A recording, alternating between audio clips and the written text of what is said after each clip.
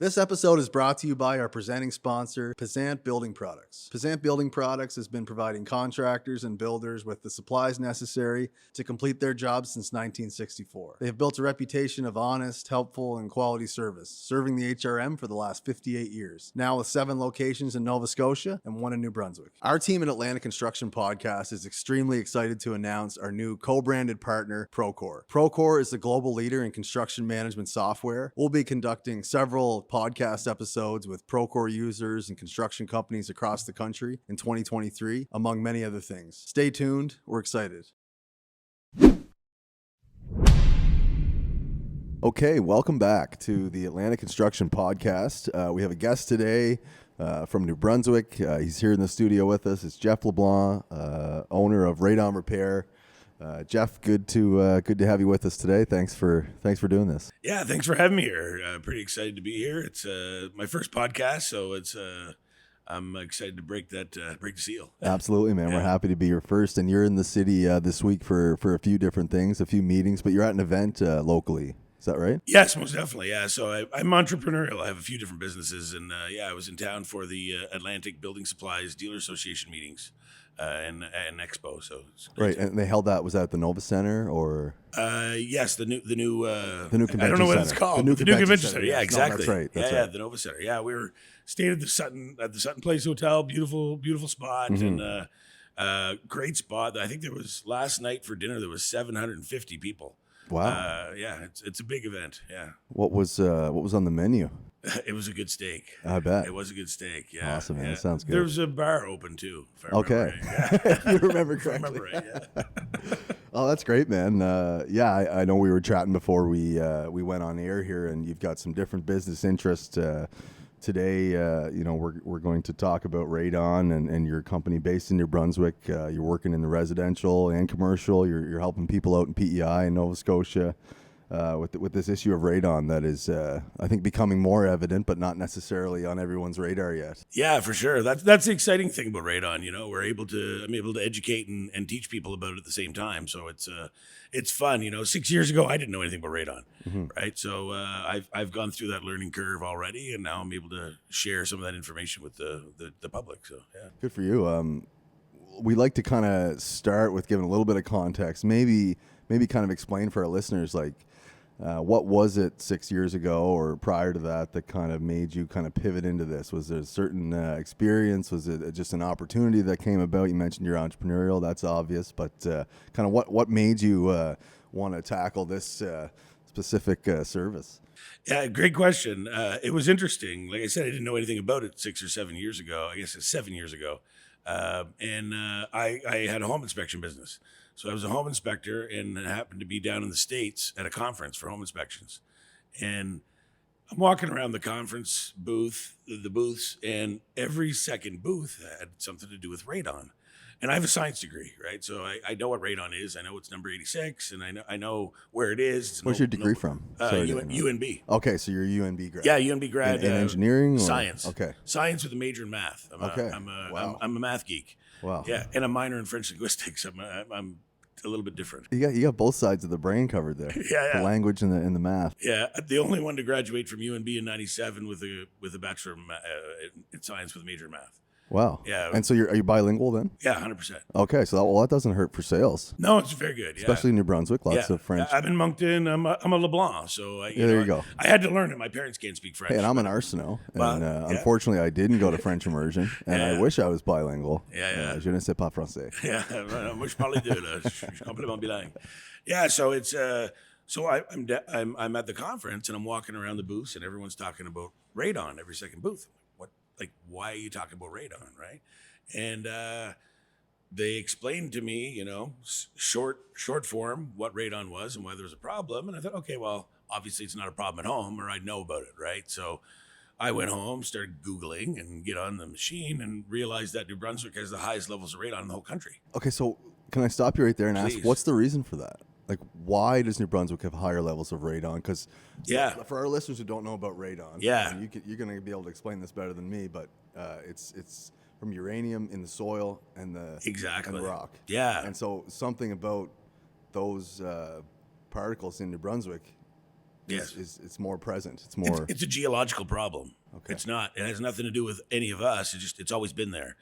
Our awareness is new. Radon's not new, right? It's been around forever. As long as the Earth's been here, radon's been there because there's 3% of the Earth's crust is made up of uranium, and uranium is a radioactive material, right? And we hear that, but we don't really understand what that means.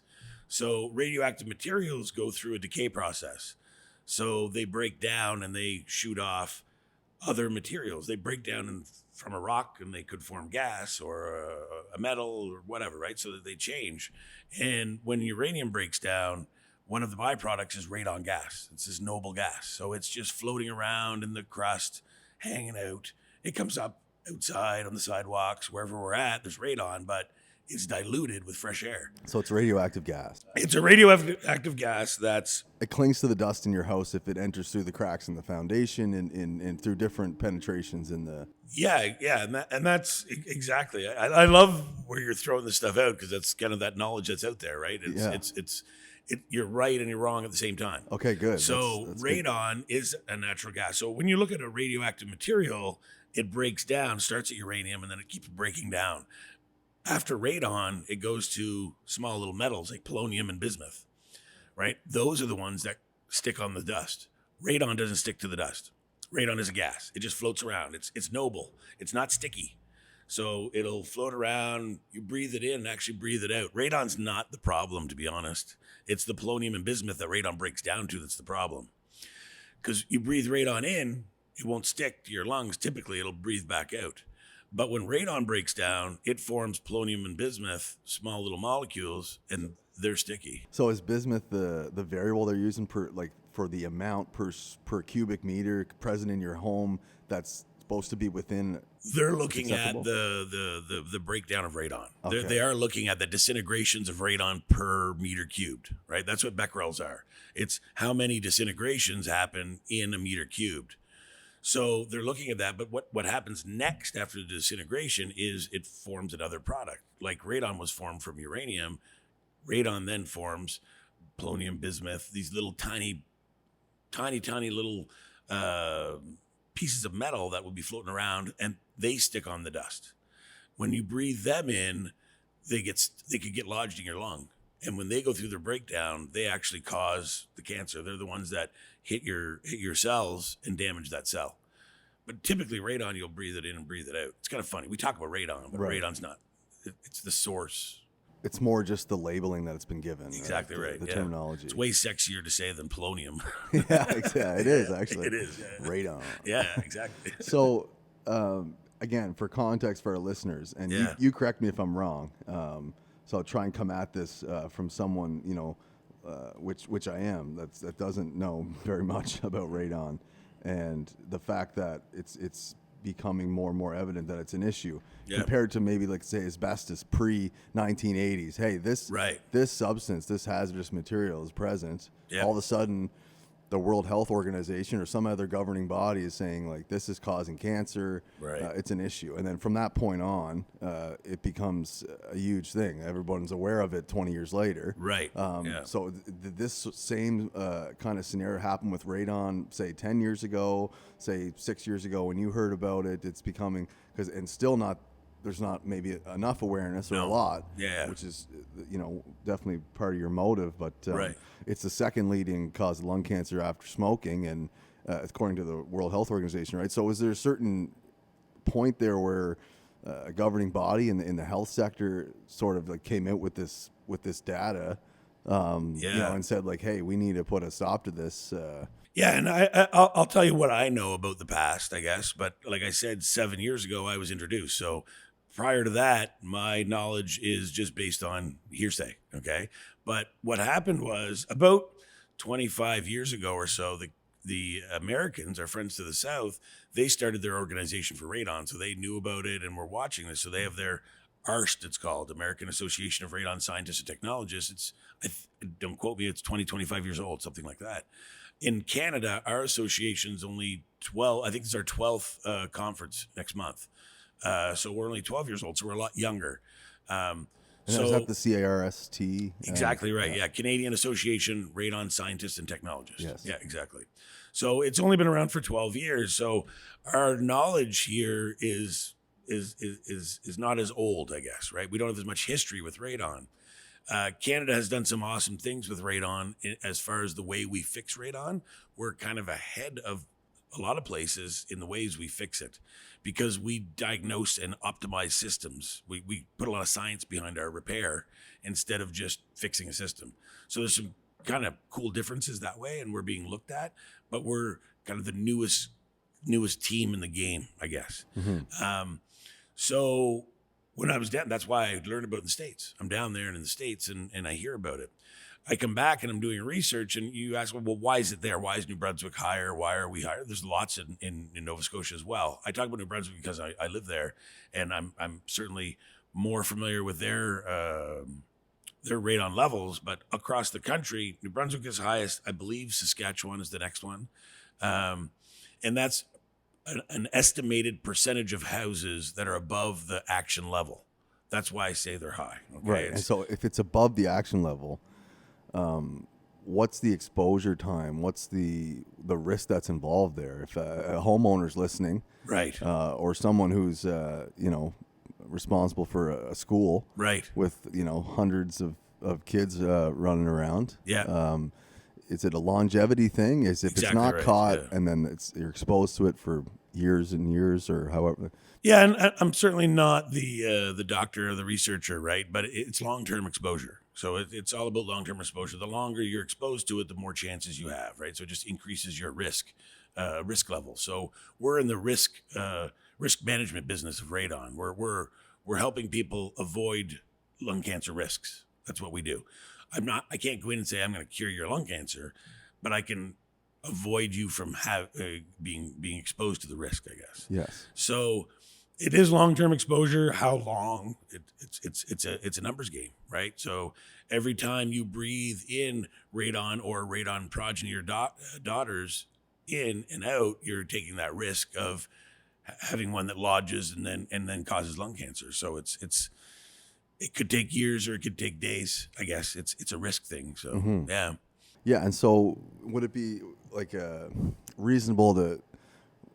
And I'm assuming you're going to agree with this. Obviously, if you've taken action, but like every home should be tested for radon. Every commercial building with traffic should be tested for radon. 100%. So why are we talking about it now? We weren't then. I guess I was going down that road, and I'll circle back to that. So, and I don't know when they changed this. I don't know the exact year, but I'm going to say 10 years ago or so, the action level in Canada was a lot higher than it is now.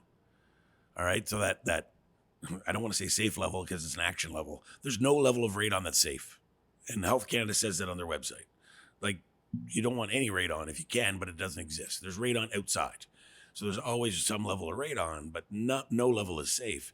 But they set an action level to say that if you're building or you're exposed to this level, you should fix it. You should do something about it. Take action. You said there's radon outside, but that's not a condensed radon within a space that you're occupying every day. It's diluted, right? It's diluted. There's dilution. You're not right? going to be harmed by that. Exactly. Outside, there's a little bit of radon coming up through the ground. It comes out of the earth all the time, everywhere around us. And that, you're exactly right. And radioactive, right? It's radioactive gas. So that's the problem is when we're in a building or a home, we tighten it all up and make sure we keep our heat in, and that gives it a chance to build up, right? Because we're not diluting it anymore. We don't have dilution of inside our buildings. So that's where it builds up and becomes a concern. In Canada, I'm going to say 10 years ago, our action level was 800. You'll look at the OSHA standards for occupational safety and health. Their level is, they still talk about 800 becquerels as that action level. In residential homes, we set that action level at 200. We didn't. Health Canada per did. cubic meter. Per cubic meter. So what happened when we dropped that level down? Now it's on the radar, right? Before at over 800, you weren't looking at it. Now it's over 200. So it certainly brings a lot more homes and buildings into the picture, right? Of risk. So yeah, that's why we're looking at it more now. So who's the governing body sort of that you're answering to that's saying, hey, this is this is what the levels are, and this is like who's keeping people accountable.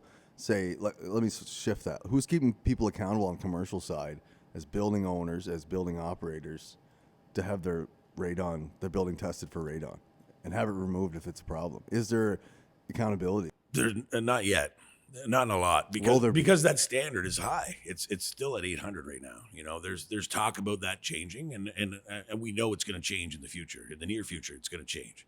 It will come more in line with what we talk about residentially. So there's a governing body. There's Health Canada. There's Health the and there's Canadian an government. environmental that comes in and does a full assessment, and the radon is red flagged, and then this is Yeah, and I think it's really up Go off the to channels. right now, today, as we speak, it's more up to the organizations, the owners of the buildings to do it if they feel that they should, I guess, right? You know, there's no mandate to test a building every so often. You can say that, but then if something is, and I mean this respectfully, but like and obviously you know this, but like if a building owner is not subject to, and it's not on his radar, even if it is harmful to the people that are there, and they might be living there occupying this building for several years and exposed to it. Yeah. They're not going to be enough. There's not going to be enough incentive there for money to be spent. No, they have.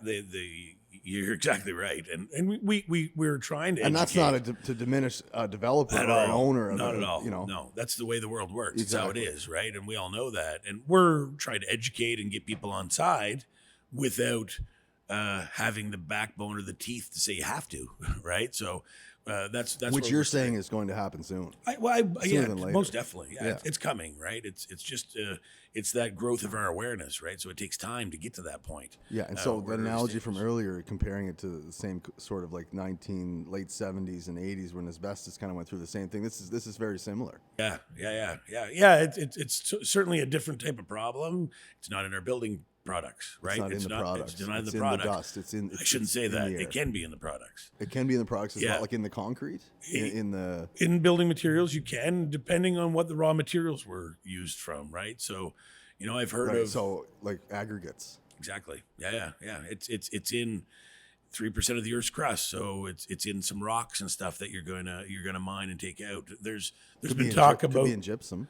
Yeah, I've heard of that. There's been some in gypsum, not in our areas, but in the Asian countries, I've heard about that. Right, the Having gypsum high mines levels have of some- radon in big high-rise buildings, but not coming from the ground, coming from the building materials. Really? Yeah, it's not something that's here. You might hear about it, and you'll see some talk about, well, what about my granite countertops? I've heard people talk about that fairly often, right? Well, my granite could have it. Yes, it's possible it could have it. That's not what we need to be concerned with right now. It's coming from the ground that we need to be concerned with, but they're in our area anyway. But that is possibilities for sure. Does it matter how tight the foundation is and the footings and 100%. so that's where it's coming through. Any cracks, any kind of protrusions in the concrete foundation. Yes, and it's all about air pressures, right? So I work in the air pressure world. So in building science, we know what the stack effect is. You've heard of the stack effect? Stack effect is the fact that heat rises, right? We all know heat rises. If you could see air like you could see water, it moves in the same way, right? With currents, and it goes in eddies, it goes around objects and that kind of stuff, right? So air's always moving upwards because we heat our buildings. So when the air moves up, that creates a positive air pressure upstairs in the higher levels and a negative air pressure down below. Okay, there's a neutral plane of air pressure in a building, in a house, and above that's positive, below it's negative. That's how it works. So if you could picture our house like a chimney, right? It's basically a chimney, a house, a building, doesn't matter what I'm talking about. Whatever's in contact with the ground, it's a chimney that's got the sides that are nice and insulated, right? We tighten them right up so that our heat is all rising up, and we're losing some out through the attic or in the upper levels. When we lose that air, we have to replace it. And the building replaces the air with air from the ground. That's how it works. Our buildings are like vacuum cleaners on the earth. So they're always bringing in whatever air it needs to replace the air going out the top. We have to have that has to be leveled out. So if radon is floating around the ground, which it is, in higher levels in some places, well, that air is coming in. So that radon-rich air is coming in, replacing the air that's going out the top. And it's just a natural part of all buildings. It's how it happens. We can't stop the stack effect so much to stop sucking on the ground. So we have to change the way where that air comes in and give it a new path. So that's what we do when we fix stuff. Hypothetically, would an ICF foundation be less risk for radon than a concrete, or does it make any difference? Is that a question you've been asked before? Or? No, but I was in an ICF house last week optimizing the system, and it depends how their cold joint is made. ICF, the one I was in. When the blocks are joined together, you mean? When the floor meets the wall. Cold joint is the problem, right? That's one of the big problems. You can have, if an open sump pit, you have a highway coming in, but the cold joint where the floor meets the wall, that joint is an easy route for radon to come in and any soil gases. Today, and now I can speak about New Brunswick. I don't know the Nova Scotia rules, but I believe that they are following the same things. We have to have radon rough-in pipes, and we have to have good substrate underneath, and they have to seal the cold joint in our buildings now. It's part of the 2010 Building Code of Canada that we have to have a nice sealed cold joint, foundation to wall. For other reasons other than the radon, or that all radon. It's all radon. Yeah. Okay, so that was in 2010 in the Building Code of Canada. Yeah, 2010 Building Code of Canada. In New Brunswick, they adopted that in 2015. There's different provinces that haven't adopted it yet. They're doing bits and parts, right? It's all different across, but in New Brunswick, it was adopted in 2010. So this is probably an issue that concrete foundation contractors are going to be more aware of in the future. Yes, most definitely. Already, most of them, but yes, and we're only 12 years old, like I said, right? So we're making steps. We're going the right direction. Yeah. Not everyone knows exactly why they're doing what they need to do, and the why behind it makes it easier to do it, right? If you understand why you're doing things. So we've got rough-in pipes that are mandatory now in new construction.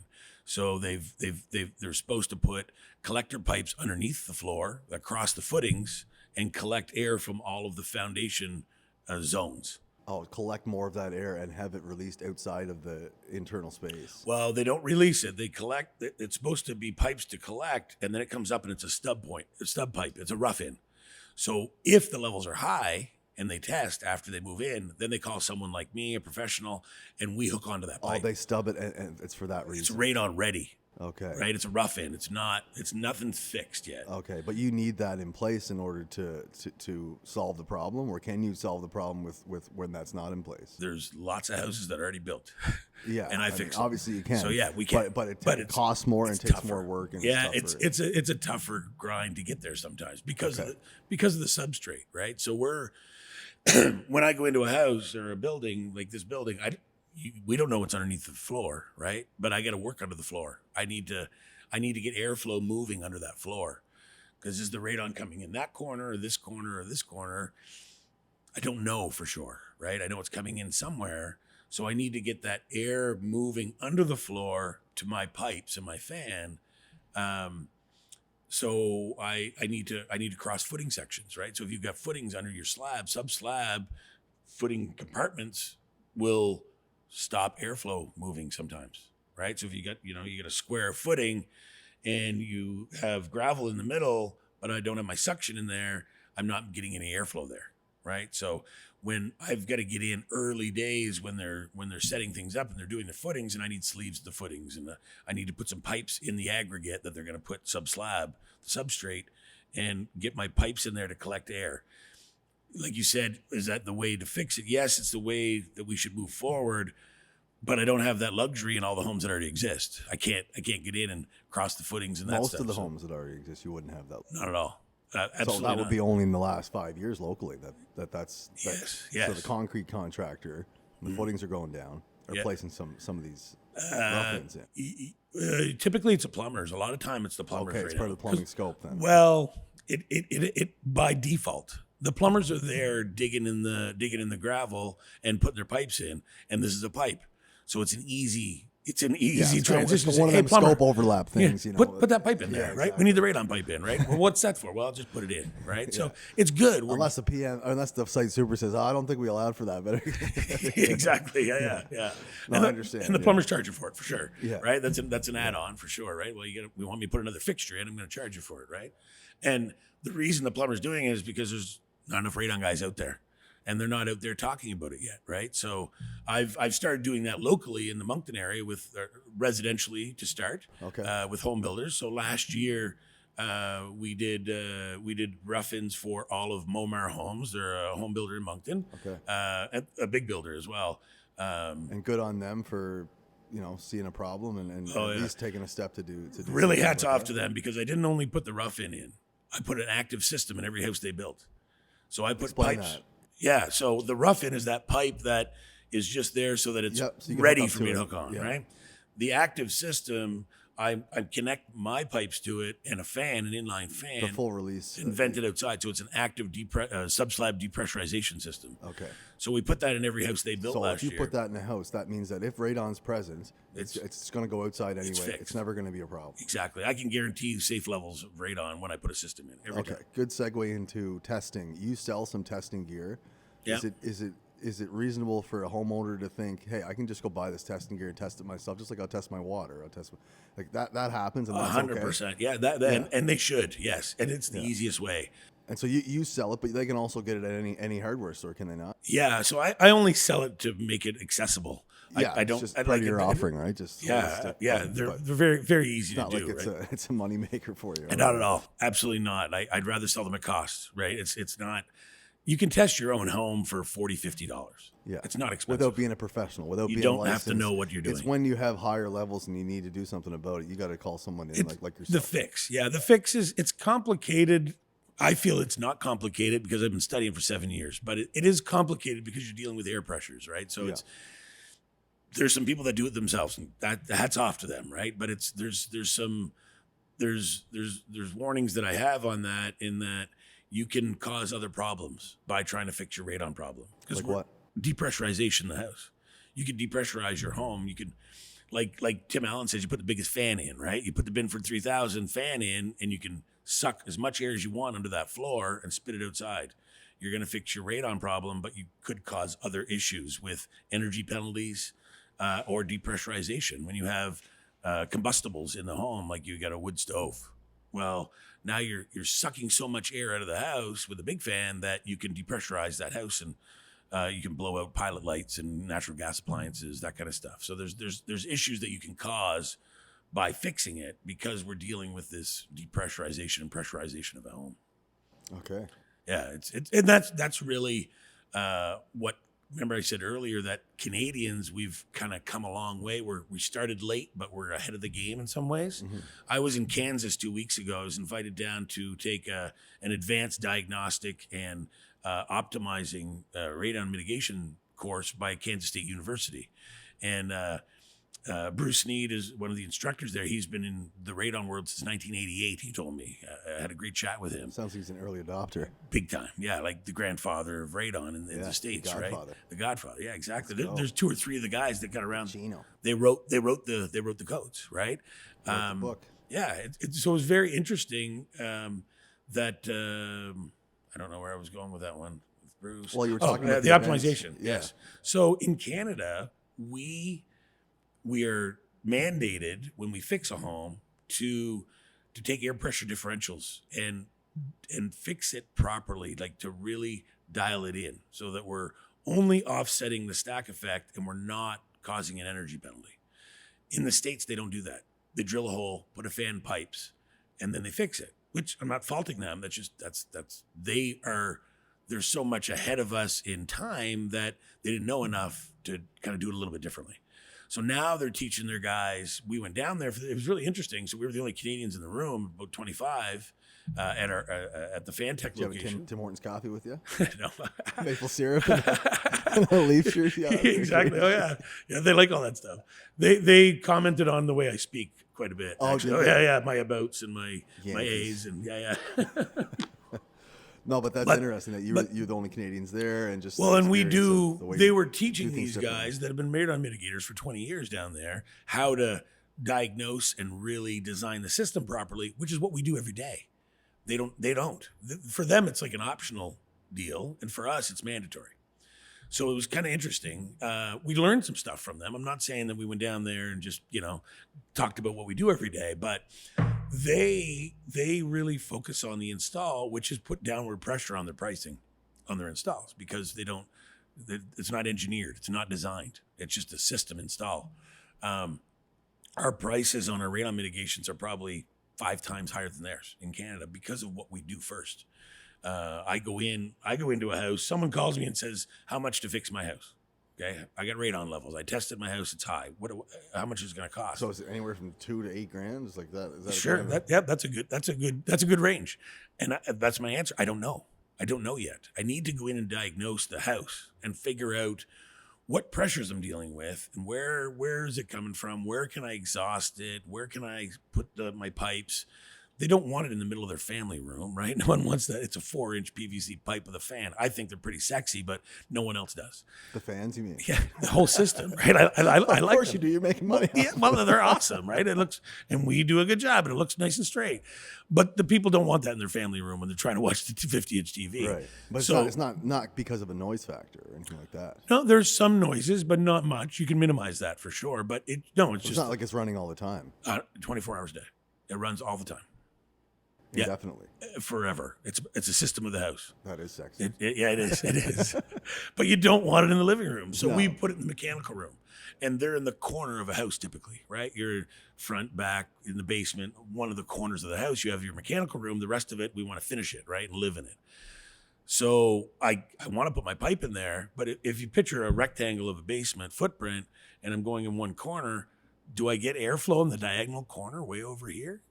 Because of those footings, right? Like a Right. typical bungalow with a support wall down the middle. Yeah. Am I going to cross that footing or not? I don't know. So in if you're existing house. testing, whether it be a home, let's say it's 2,000 or 3,000 square foot home, well, that would be a big, talking about just the foundation Sure. footprint, but or a commercial.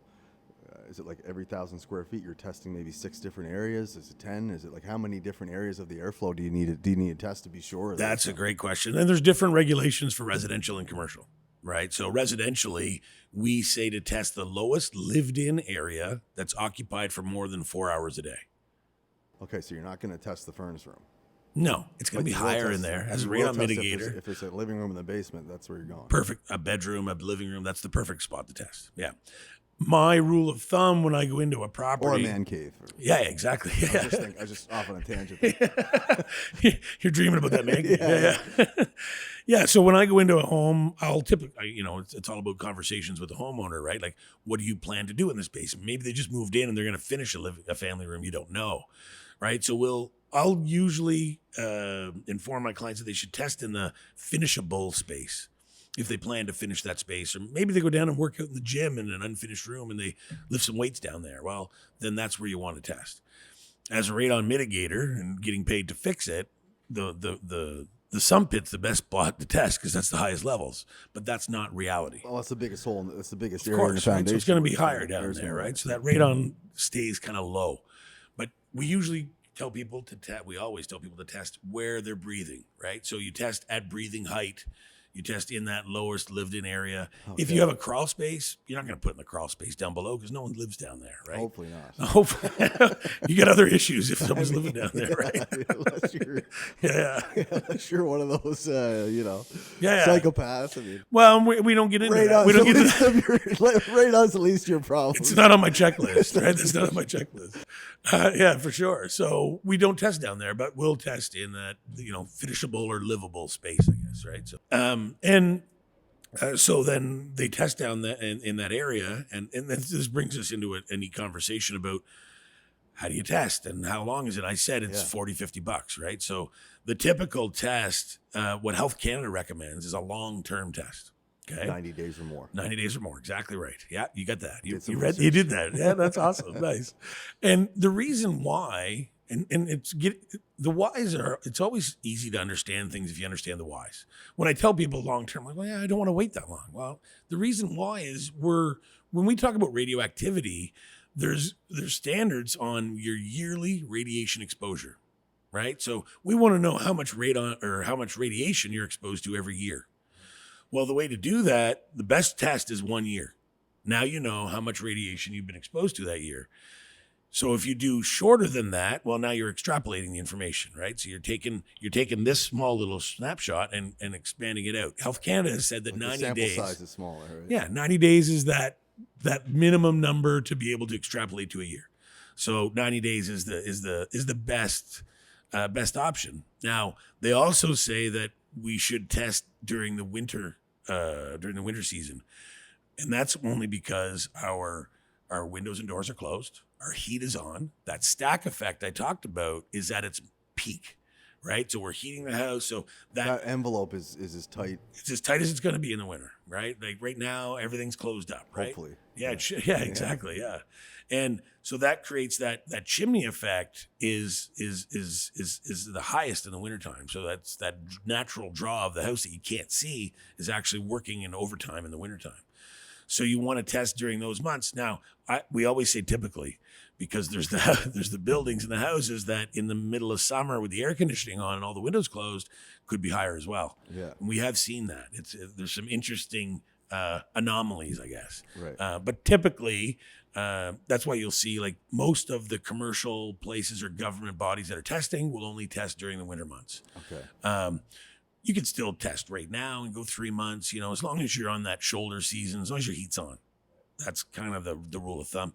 You can test during the summer. Typically, if I have a client that's going to test in the summer, I'll tell them leave it a little longer. Yeah. Right? Go into the winter season. It must make right? it hard in the East Coast then, because like within the last month here in Halifax, we've had some days that were plus 10 and then it's minus 40 for 2 days. Exactly. It's all over the place. Yeah, that whole Climate-wise. shift, climate-wise, Yeah. is really changing. It's very interesting. So, 90-day test. Here, I'm going to bring this up. Real estate transactions. Okay. People test their water in their house when they buy real estate, when they buy it. And so radon is right there almost. Well, that's when you're thinking about your house the most, right? When you're buying it. But they don't have 90 days due diligence, right? To do a test. Too long It's too long. for a closing date. Yeah. So we get into short-term testing. That happens. 30 days or less? Or? 4 days. So we do have a guideline that we can do a 4-day screening assessment. So in the States, they do it in 2 days. And they will base a decision. Speed dating. Yeah, exactly. Speed dating. Speed radon. And I don't fault them for it. Again, they were there earlier, right? They're first to the race, I guess. Yeah. So they set up rules and guidelines. They do a 2-day test and they base a decision to mitigate or fix a house on that 2-day result. In Canada, we're cautious, right? We're a little bit more cautious, and we've had time to figure this out and talk about it. So we do we don't do short-term testing. We do a short-term screening assessment. We change the words so it's not a test. No one else knows it but us. I guess they don't think about that, but we've done it for that reason. And we always recommend a long-term follow-up to that short-term. Okay. So we kind of give them an answer, but it's do a long-term, right? Before you do the mitigation. So we do it. Typically, we'll use a CRM, a continuous radon monitor. So in your home test that you're going to buy for $40 or $50, it's a passive system. It just looks like a little hockey puck. Actually, I got one here. I can show you. And you play some street hockey here in the office. exactly. Well, that's what happens with those when there's kids and dogs and pets, and they go missing. Up. They go missing. Yeah, we tack them to the wall now. Yeah. So in those homes, you just put that in the home, leave it for 3 months. With a short-term test, the best advice is to use a higher-end testing device. So we use a continuous radon monitor, which will take radon levels every hour, and it'll plot it on a graph. But it also looks at air pressure, relative humidity, temperature, so that because we're dealing with real estate transactions sometimes, well, that seller wants the numbers to be low. Right. But you're talking about some different gear here, right? To do these Most tests, definitely. Like more expensive. Yeah, it's expertise. It's a $1,500 or $2,000 piece of equipment instead I use. of $40. Right? Exactly. Yeah. So that test, retail, depending on where they are, it can be anywhere from $250 to $300 for that test. So it's not mandatory yet for the radon test to be done, like a water test is, right? Or is a water test mandatory? It's mandatory for banks when you have a mortgage. Yes. residentially. Right. It's only That's because of the why bank. it's mandatory. Exactly right. But Yeah. you foresee radon being mandatory here at some point. Fingers crossed. Fingers crossed. Obviously, good for you. There's one county in one state in the States that is Okay. mandatory. In Maryland, that's the only place that I've heard of so far. So it's happening down there. But if you look at the states and see what they've done and what's going to come to us, possibly. What about a commercial property changing hands as well? Yeah, it's not mandatory for sure. It's, Yeah, for sure not there. No, not at all. Can we talk a little bit about commercial? I mean, obviously, Most definitely. You're servicing lots of homes. Mm-hmm. You say the newer homes that are being built, you're involved with the home builder, and they're establishing and installing precautions and the rough-ins for Yeah. to make sure that this isn't a problem. And then all the homes, existing homes that you're doing, and then you're also doing some work in PEI in Nova Scotia for homes as well as New Brunswick. Mm-hmm. What about commercial? You've mentioned before we went on air that you've done several in Nova Scotia, and I'm sure some in New Brunswick. Is that work that coming from a GC? Is it the building owner? Who are you providing the service to? Great question. So right now, a lot of it tends to be government bodies, right? So Okay. in New Brunswick, for example, every school has been tested and repaired. For radon. All the schools are done in New Brunswick. Yeah. Can you say the same thing for the other provinces? No, not all of them, but there's some that are. And I apologize. Well, let's hope that someone from the I should know the Nova Scotia numbers, but I'm pretty sure the Nova Scotia schools are done as well. I'm pretty sure they are. We're ahead of the game in Canada that so way. that must be quite recent then that they've Yeah, over those last 7 or 8 Made years, action right? on That they've that. done some stuff. Yeah, for sure. And you've Yeah. been involved in obviously in some of that, or No, not the schools. It was before my time. Okay. That was done Right. before I kind of get into it. right? So an environmental company of some kind was in there. Exactly. Yeah, for sure. Now they're putting rough-ins. So, for example, I know that the new Moncton High school that was built in the last 5 years, they built that outside of Moncton. There was a tender out to repair that school. So that tells me it was tested.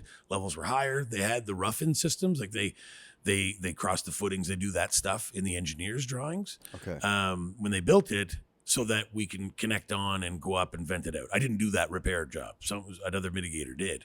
Okay, but you're talking about this is a new school, or brand is it new. a retrofit of an older Brand new school. That was a brand new Okay, school. and so there was rough-ins installed for radon, and Most definitely. okay, so Yeah. that's being spec'd from the entry point of the. It's not a preliminary Canadian plans and standard, but design they're following an American standard, and they're for commercial. Yeah. for commercial. So Yeah. that wouldn't just go for schools. It would any building Exactly with, right. with Yeah, they're- traffic. And typically they're doing. The engineers are doing. what that about when they're spec'ing multi-res it out. though? And people are living in those buildings. And I haven't seen the plans yet, but I'm sure they're getting ready for it. But it's not fixed, right? Nothing says you have to fix the house. They're just doing a rough in so that it's easier to fix later, and there's no mandate to test. So we're getting into that point where the buildings are getting ready to be fixed, Okay. but there's no mandatory testing requirement. We're, as an association, we certainly go out to the multi-unit, the residential property managers and that stuff. And I did a course last year for property managers across the country. Okay, so right. you're educating the property manager about this. Most definitely, yeah, Right, yeah, for sure. So we've started doing that. Like I said, our association's only 12 years old, right? So we're very new at getting stuff out. Right, and that's a national association. National Association, yeah. So I'm the vice president of the National Association. So I'm the vice president of CARST, the Canadian Association of Radon Science and Technologists. Okay. And I've been involved in organized radon nationally for it'll be my 6th year next year. So I was on the board of directors for the first 3 years as a director, and then was voted as the vice president of. So it's been 2 years. I'm going to my 3rd year vice president. Congrats. So it's great. It's awesome. I love being A lot involved of in work it. too, though. I'm sure. It's work, but But it's some travel. but it's fun work. Some vacation in on those travel. Yeah, business we're trips. going to Victoria next month, right? Hey, So taking the whole family. yeah, I'm taking my wife anyway. No, the Okay. kids aren't Leave the kids happy. home. Yeah, I'm keeping them here in Halifax. How going to old university. are the kids? I was looking on your website there. Yeah, so the kid, and it's probably up to date now. My kids are 20 and 18 this year. Okay. Yeah, so I've got one graduating from high school, and they'll be coming down here to Nova Scotia, actually to Halifax to go to school. Okay, SMU or an NSCC or down. So I have one right now at NASCAD. Okay. Yeah, 2nd year NASCAD, so the art school. And my second child is going to come down here and go to flight attendant school. Actually, is what they're talking about. So Oh, they have a flight school here. yeah, they have a flight attendant school. flight attendant school. Yeah, Okay. yeah, it's something he wants to do. I'm like, go travel. Like, Go that's for it, awesome. man. Yeah, That's a why great not? idea. Yeah. They're not in. That's actually really smart because I mean, right out of high school, take a couple of years, you Sure. travel. Yeah, If exactly. you're not sure what you want to do, don't waste. None of us knew what we wanted to Good do. for I him. don't None think, of us right? knew. No, I know. no. No. That's Good for him. I three wish I would've careers done that. ago for me, right? Yeah, exactly. Yeah. So they must have the entrepreneurial gene as well, or do you sense that? They have to. It's in our blood. Yeah, they call it the entrepreneurial spirit for a reason. I guess, right? Exactly. Yeah. So my family is an entrepreneurial background. My grandfather and every one of his kids and every one of his grandkids, we all own businesses. Every single one of my family. Wow. We're all entrepreneurs. All my cousins, all my uncles. And Wow, that's really saying something. yeah. We have a big background. And car business was a big background. It was my Family first. gatherings must be interesting. Yeah, they You're not can be. competing against each other. No, well, yes, yeah. There really? was a couple. Oh, damn, I not, was joking. Not anymore, but there was, yeah. So my grandfather started a couple of car dealerships in New Brunswick. So Okay. he was the first Toyota dealership in Atlantic Canada. Oh, wow, good for Acadia Toyota in Moncton, and then Seaside Chevrolet. He started that in the 70s. So Okay. we did have competition. There was two uncles there that owned Oh, really? competing car dealerships. Yeah, it's interesting. geez, that yeah. must have been fun. A Yeah. family dinner. Yeah, exactly. Yeah. Oh, it's kind of a little tangent there. But Yeah. No, it's good. No, it's good to get some stories, and it's good for our listeners and Yeah. to know a little more about Sure. yourself. So yeah, I think we were discussing The commercial buildings. the commercial buildings. Yeah. Yeah, And so you were providing that service to, you're saying the building owner. Yeah, and I you got to watch what you say with Sure. telling tales at a school, right? So I'm not going to name names of corporations, but No, sorry. Just go back what I said. You said it was mostly governing bodies that you were answering to, right? Yes. And that makes sense because they've got they're doing it first. a motive, right? Exactly. They're doing it first. Yeah, they're doing it first. But right? do you foresee? I'll let you continue the thought there that you just mentioned. Yeah, so government bodies are the first ones, the natural ones to do it, right? Like the schools and that kind of stuff, right? Out of necessity, and they need to. So this is the They're school here to- board, Yeah. or the I'm not sure what the term is, but It's provincially regulated, right? Provincial, So yeah, it was a provincial provincial education board, I would say, that made. I don't know who made that decision. Good on them for doing it. yeah, And then you start seeing some other government bodies like, for example, maybe post offices or border controls, that kind of stuff, right? So you're seeing that happening in those government bodies. Okay. And then you're seeing some commercial enterprises, which are big business, that will look at it. And I'm not going to name a business, but banks, for example. Right. that have several locations Exactly. throughout Nova Scotia. Hey, let's get All over of the our place. banks. So then they start testing. It goes and in their fixing, right? protocol. So- yeah, Right. exactly. So it's not like you're dealing with that many private building owners, even if they are Not an yet. owner of 200 units to 1,000. Like they're just not. It's not on the there radar. yet. It's not on the radar yet, right? But the nice thing is when the government bodies do it, then the people that work at those government agencies are getting awareness, right? They're when I'm in their door and they're saying, "What are you doing here? Like, what is this you're fixing?" I educate them, right? So it's another step in the awareness. The big businesses like the banks, for example, well, they have a lot of buildings. They have a lot of bricks and mortar, right? Yeah. So they're taking that step next, which is a great sign. Yeah. That means it's going to keep coming and keep rolling, right? That's so good for you. It's repeat work. It means Yeah, you're most doing definitely. one. Hopefully, you're doing 10 locations. exactly, yeah. Yeah, and you're solving a bigger problem. Yeah, and we did a couple of banks in Nova Scotia just last year. Okay, I'm not going to talk about what they are, but I think what they did is they tested a small percentage first, and then they repaired what they needed to, and now they'll start opening that up and start testing more. Right, so it's the start of it, in my opinion. We're early days. So, can you take us through when you get contracted by that bank? Yes. And you have a few different locations in Nova Scotia. That means travel for you. That means, is it different, the process commercial-wise, compared to residential? Is it basically the same thing, just you're in a commercial building and you're not in someone's home? It's very similar but different because construction's different. different, right? Yeah, and so it's different that way. We're dealing sub-slab. So in a house, it's pretty easy for me to look and say, "Oh, there's the plumbing pipe, right? It probably goes over here, and I got to avoid that." With commercial, sometimes the subslide is different. There may be, depending on the age of the building, there may be lots of stuff under there, lots of services that you have to avoid, and that kind of stuff. Different footing regions as well, right? Your typical home's going to have maybe one strip footing, but your commercial building could have a lot of strip footings in there, right? For your support. So that makes it tougher or more challenging for us. One of the banks that we did was an old bank, like over 100 years old. Wow. Yeah, very.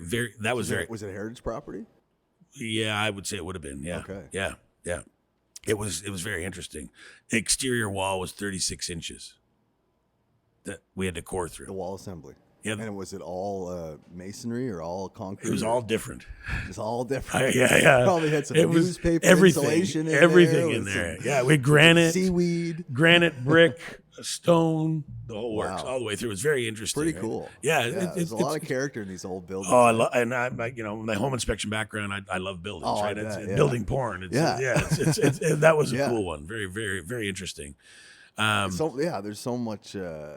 so much history, like in the building methods and what was going on at this time, Exactly. period, and what was it used for, and Yeah. It was neat. It was a challenge. It was very interesting. And so in that, you were talking about like, how does that work? Yeah. Well, for those, they talk to an engineer, of course, right? So they get engineering companies that would go out and do the testing, right, to determine if they need to fix it. Of course, I'm only there if the levels are higher than they want, right? Whatever their standard they put on. There is a government mandated standard of 800 in commercial, and 200 in homes. Exactly. Okay, Yeah. right. Now, some of those, if they're doing this testing, the corporations that have decided to test, they may look at it and say, well, listen, 800 is the number, but if it's 600, I'm going to fix it because I know when a house is 2, right? So, but they're getting ahead of the game, basically, right? They're doing this early days.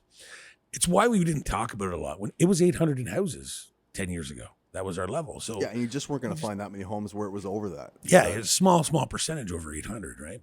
But now it's just well known that those levels above 200 are just they're dangerous enough that something it's Yeah. Well, the United States, they fix it at 147 because Really? they don't have the same measurements, of course, right? So right. there's but that equals 147. 147. Yeah, there's four picocuries Okay. per liter, which is 147 in our world. Mhm. So not that our lungs are any stronger, we can't withstand that any more than they can. Just play hockey better. Exactly.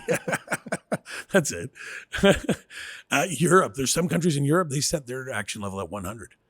So it's even lower there. Half of what ours is. Yeah. Is there places in Europe or other places globally that it's just way ahead, or is kind of the U.S. setting the standard as far as? No, World Health Organization has been at this for a while. Okay. Most definitely, yeah. Yeah. I talk about the U.S. because it's our closest neighbor to the of south, course. and Yeah. they're ahead of us a bit But on it's it. 3% uranium in rock and soil and aggregate and stuff. But like it's not like it's way higher in South America or It's Canada's a good one. Canada's where it's high. Yeah, Okay. yeah. New Brunswick in particular. And it's geological. And we kind of started talking about that a little bit, so I'll circle back to that. But yeah, geologically in New Brunswick, we're the top of the Appalachian mountain chain, right? So the Appalachian Mountains come up the east coast of the eastern seaboard. And there's a geological deposit of minerals and stuff, which is New Brunswick and Nova Scotia. And there's lots of uranium. There's lots of stuff there. They want to mine all kinds of different stuff here, right? So uranium is just one of the things that we have lots of. And that just creates radon. And uranium, excuse me, they talk about half-life in radiation, right? Radioactive material is a half-life. So the half-life of uranium is like 3 billion years. So that means that in 3 billion years, you're going to have half as much radon or uranium as you did today.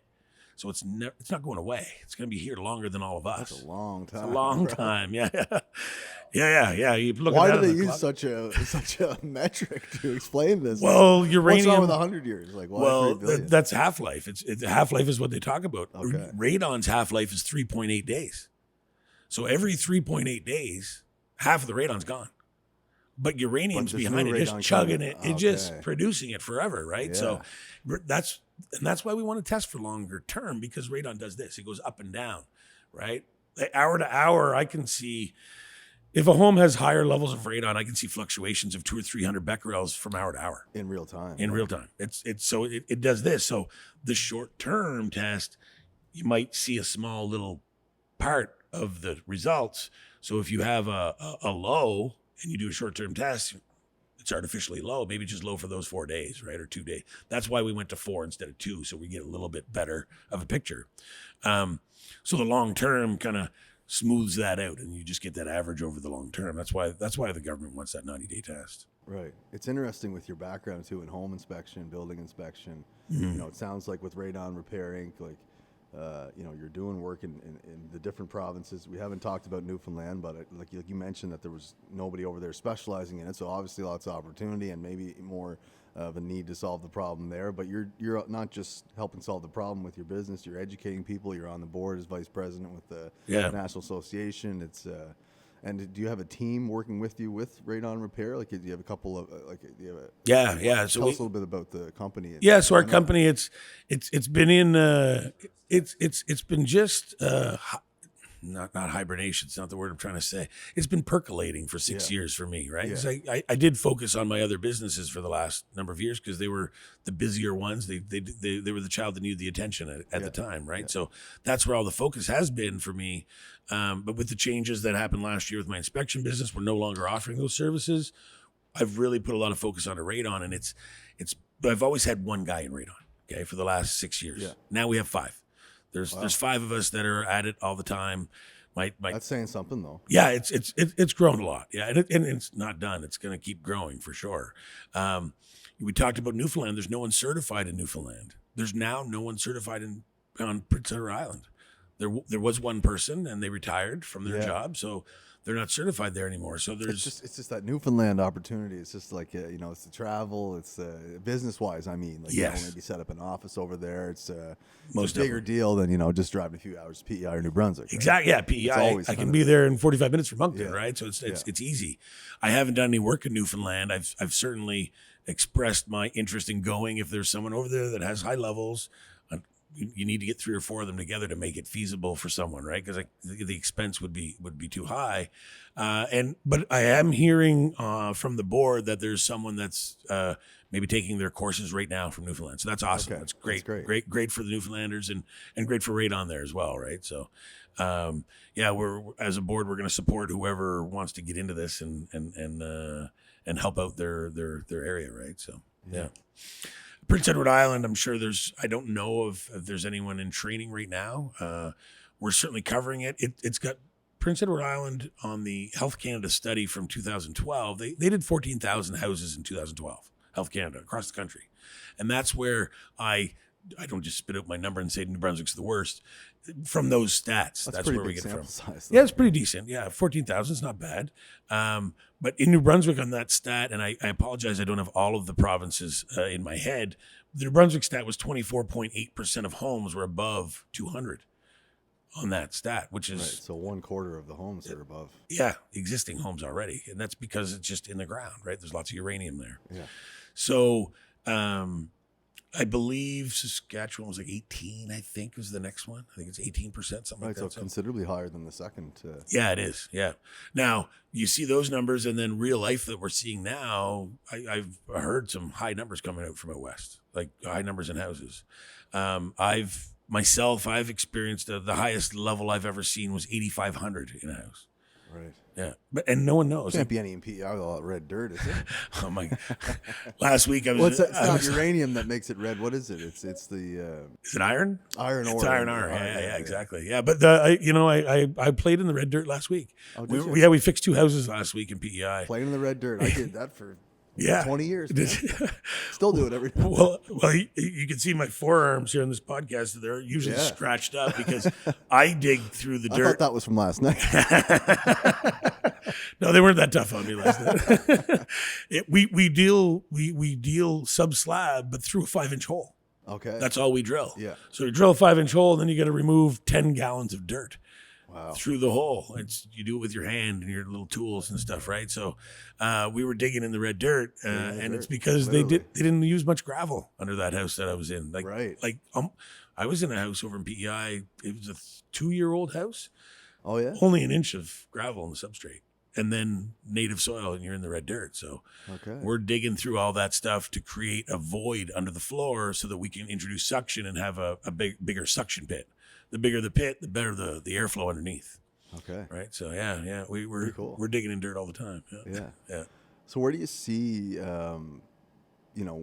not just the business opportunity for yourself, but where you can make the most impact with the goal of resolving this niche problem with radon, like in Nova Scotia? Do you see yourself just basically doing more homes and getting into more commercial buildings here? Where's the opportunity? Kind of where do you see things going in the next few years? That's a great question. I'd love for all the homeowners to test their homes and do something with it, but that's going to take time. That's just going to roll out.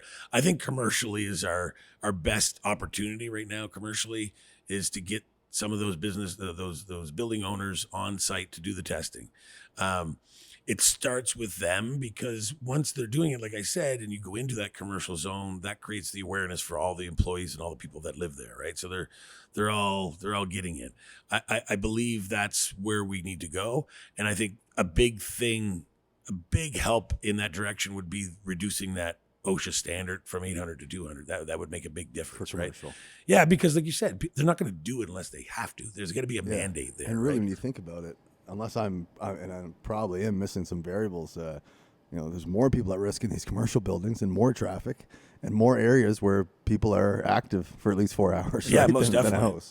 Yeah, most definitely. It's certainly important. We're in our houses and we sleep in our houses, so we're there for a period of time. But at work, you're there all day long. You're probably in your workspace more than you're at home sleeping a lot of times, right? Yeah. So we're exposed a lot at work. I believe that's where it'll go. I think that commercial stuff will pick up as we do new construction. We're building the new construction, but there's a lot of buildings that need retrofitted, right? There's a lot of stuff that we need to deal with. Yeah. We're focused on energy efficiency, right, in our homes and buildings, and that's a good thing. It's good for energy and all the rest of it. When you increase the energy efficiency in a building, you increase the radon levels. And that's not just me saying it. There's studies. It's real, and it's because you're increasing that stack effect, right? You're tightening up that envelope. Right. You're not diluting that anymore. Vacuum You've reduced the dilution. Is a lot stronger. It is. Yeah. So it's interesting to talk about that. We're starting to have communication and conversations with energy advisors across the country, that kind of stuff, right? Okay, so you connected with like organizations like Efficiency NS or we haven't, some of these other bodies like that? I don't believe we have as an association yet. Myself, I'm just the one guy, right? But our association is certainly trying all different angles. Right. We have policy people, we have researchers, we have all different angles. Yeah. We've people like me that do the work. And those things take time, right? It does take time. And 12 years, we've only been able to do so much, right? We've done a lot. We've certainly broken the ice a lot of places, but there's lots of work ahead of us to do, and we'll keep doing it. We'll just keep pushing it, right? But, yeah. Well, no, it sounds like a problem that at least we have someone like you locally that's kind of leading the charge, and certainly we've had guests in the past. I think it was Alltech Environmental, and some other building science groups that we've talked to that radon keeps coming up. So yeah, exactly. It's been great chatting with you. It sounds like you might be in the Halifax or Nova Scotia area a little bit more with both your kids continuing education here. So maybe we'll have you. We'd love to have you back at some point. But this has been great to hear about your business and hear about this growing issue and kind of get a crash course on radon, and hopefully our listeners, whether they're homeowners or project managers or owners of properties, it'll put more on their radar and they'll know to reach out to you. We'll be tagging yourself and Radon Repair in all of our content and stuff. And I just want to thank you for doing this. Well, thanks. Really appreciate it. Just a couple of quick words before we go. I wanted to talk about yes, I'm Radon Repair, right? We fix houses. We'd love to fix everyone's house. I'm not going to fix everyone's house. I know that. Mm-hmm. I'm part of the association. So what I would advise is if anyone's out there listening and they want more information, go to the association's website, right? Okay. So CARST, CARST.ca. Yep. And on there, you can find certified professionals all across the country. Okay. So there's a database. You can click on your province, where you are, who's a measurement professional, who's a mitigation professional. And I really implore everyone, you can test your house on your own. Yeah. That's not a problem. And we'll put those links in the box below. Yeah, that would be awesome. For that stuff too. Yeah, for sure. And so reach out to those guys. If you're going to fix it, get a C-NRPP certified professional to do it, right, because they're going to do that diagnostic, and they're going to do they're going to figure out the air pressure differentials, and they're going to optimize that system, right? So that you're not creating energy penalties and you're not creating other problems with it, because you can. So test it yourself if you want, but if exactly. you need to get the problem solved, then hire someone to Most definitely. Yeah, for sure. Yeah. Yeah, definitely. Anything else you wanna tag or give a shout out to while you're here, Jeff? Before we finish up, That's a great question, and I wasn't prepared for that. didn't mean to put you on the spot. Yeah. I just kind of abruptly, we were at our time limit. Sometimes we could talk for days, and I know you got places to be, so I just like to keep track of the time. Yeah, for sure. No, I really think the association, you get people going towards the association. I think it's the best thing. Of course, our company's there and our website's there. So if there's any information they're looking for, reach out to us. But, really, there's lots of information online. When they look online, the American information's a little bit different. We didn't get into that, but we put our fans and our pipes inside the conditioned space in Canada. They put them on the outside. Okay. But think about it, at minus 30, it's just going to freeze up, right? We got lots of humidity in those pipes and it'll freeze right over. So we don't do that way. So there's weird differences in the information you're going to find online. Look at the Canadian stuff if you're in Canada looking at it, of course. Okay. Yeah. Right on. Sounds good, man. Well, yeah. Awesome. Thanks again. It's been great chatting. Thank you with very much. Yeah, great to be here. Great meeting you guys. And yeah, I'll come back and take the kids out for lunch. So we'll get together again for sure. For sure. Sounds good, man. Awesome. Cheers. Thank you. Okay. Right on. This episode is brought to you by Cook Insurance, your trusted insurance broker in Atlantic Canada for 50 years. Insurance is complex, and the Cook team focuses on delivering comprehensive solutions for your construction needs, including builder's risk, wrap-up liability, performance bonds, and project-specific construction. A Navicord partner since 2020, Cook is one of the largest construction brokers in Canada and offers national strength with a local touch. Whatever your insurance needs are, Cook has you covered. We would like to take this time to thank a longtime sponsor of our media platform, FCA Surety. The brokers at FCA Surety are experts in all surety bonding categories and provide unparalleled service during the bonding process.